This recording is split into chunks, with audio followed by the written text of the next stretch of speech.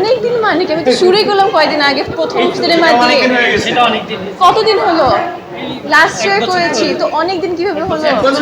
Just শুরু করলাম। কাজটা আলহামদুলিল্লাহ ফাটাফাটি যাচ্ছে, ভালো যাচ্ছে আলহামদুলিল্লাহ, নো কমপ্লেন্টস। চেষ্টা করছি ভালো যদি ক্যারেক্টার পাই ইনশাল্লাহ উপহার দিব আমার দর্শকদেরকে আর একটা ক্যারেক্টার দিয়ে। বড় পর্দায় আমি তো চাইলে কালকেই বড় পর্দায় আসতে পারি, but then again it's nothing works on my basis, it's all about come good প্রজেক্টের একটা ওয়েট করা, গুড ডিরেক্টরের জন্য ওয়েট করা, গুড একটা টিমের জন্য ওয়েট করা। সো দেখি ভাগ্যে যেটা থাকে সেটা উপর ডিপেন্ড করবে। কথাবার্তা কয়েকটা নিয়ে হয়েছে, কিন্তু যতদিন পর্যন্ত আমি যদি সাইন টাইন না করি ততদিন পর্যন্ত আমি কিছু বলতে পারবো না। আমার মনে হয় বাংলাদেশের ইন্ডাস্ট্রিতে অনেক ভালো কোয়ালিটির, good budget, good production house, good director, good actors, সব অনুযায়ী good team is very important and is very needed, যাতে আমরা কম্পিট করতে পারি যে fine this is the highest movie আমরা বানাইছি সবথেকে ভালো লেভেলের, অ্যান্ড ওইটা কম্পিট করে দেখতে যে না আমরা ওইটার লেভেলের আরও বেশি উপরে উঠছি।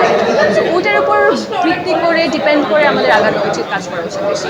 আমার তো মনে হচ্ছে এখনকার টাইমে বাংলাদেশ সিনেমা ইন্ডাস্ট্রি অনেক ভালো যাচ্ছে, কারণ পরপর আমি অনেক হিট ভালো ভালো মুভি দেখেছি, শুনেছি, ভালো করেছে, যেরকম হাওয়া অনেক ভালো করেছে, যেরকম পড়ার অনেক ভালো করেছে।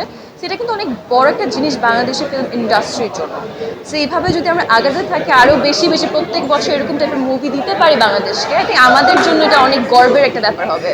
এইটা আমার মধ্যে আমার অনেক আপসেটিং লাগে ব্যাপারটা, কারণ আমার চোখে দেখা অনেক ভালো ভালো থিয়েটার অ্যাক্টার্স আছে, ব্রিলিয়েন্ট থিয়েটারের বাইরেও ব্রিলিয়েন্ট অ্যাক্টার্স আছেও কাজ পাচ্ছে না, কারণ বাংলাদেশের ডিরেক্টরস, আমি জানি না কাস্টিং কীভাবে হয়, আমি যেহেতু নতুন অনেক, বাট আমি চাই বাংলাদেশি মানুষদেরকে আরও বেশি দেখতে, এসব জায়গায় ভালো ভালো কাজে দেখতে। অবভিয়াসলি বাইরের দেশের আর্টিস্টও মানে they are also artist too, but বাংলাদেশের আর্টিস্টদেরও একটু প্ল্যাটফর্মটা দেওয়া উচিত। আমার মনে হয় ওরা কাজ করলে আরও ভালো হতো। ব্যক্তিগত আমার কাছে যেহেতু বললাম আমি অসাধারণ অ্যাক্টার্স, ওরা সবাই অসাধারণ। কারো একজনের সাথে যদি আমি পেয়ে যে কোনো আমাকে কিছু বলে করতে, আমি কখনো চুজ করবো না, বিকজ আমি ট্যালেন্টের অনেক শ্রদ্ধা করতে চাই। আমি চাই হচ্ছে ওদের এই ট্যালেন্টটাকে বেশি প্রায়োরিটি, বেশি হচ্ছে রেসপেক্টে দেখাতে। So I don't mind working with anybody, famous আর non famous. If he or she is talented, I would love to work and learn from them. তুফানের জন্য আমি নিজেও অনেক বেশি এক্সাইটেড। পোস্টার তো অসাধারণ আসছে, and just waiting eagerly. I think Toofan অনেক ভালো ধামাকা করবে। So I wish them all the best, let them, I hope they have a lot of success for this movie. Raihan Rafi অনেক ভালো একটা ডিরেক্টর, সে পরপর বাংলাদেশি সিনেমায় রিসেন্ট টাইমসে ভালো ভালো সুপারহিট মুভিজ দিয়ে গিয়েছে। So I wish him all the best. বিয়ে করছে কবে? যখন সময় হবে তখন বিয়ে করব।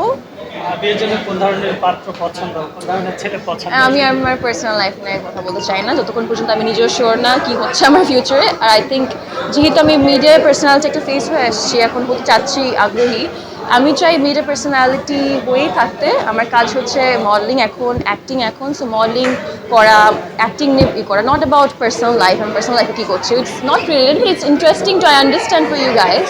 যদি কখনো বিয়ে করি অবভিয়াসলি আপনারা জানতে পারবেন। আমি চাই নিজেকে রিপ্রেজেন্ট করতে ভালো ভালো কাজে। এখন ভালো ভালো কাজ কিসে হয় না হয় এটা তো আমি বুঝতে পারবো না, কিন্তু আমি চেষ্টা করবো নিজের দিক দিয়ে যে ভালো ভালো কাজে ইনভলভ হওয়ার, ভালো ভালো কাজে উপহার দেওয়ার অডিয়েন্সদেরকে। সেটাই আমার ইচ্ছা, এটাই আমার আশা, আর আমি এটার জন্য হার্ডওয়ার্ক করে যাব। আর বাকিটা হচ্ছে আপনার ভাগ্যে যেটা আছে।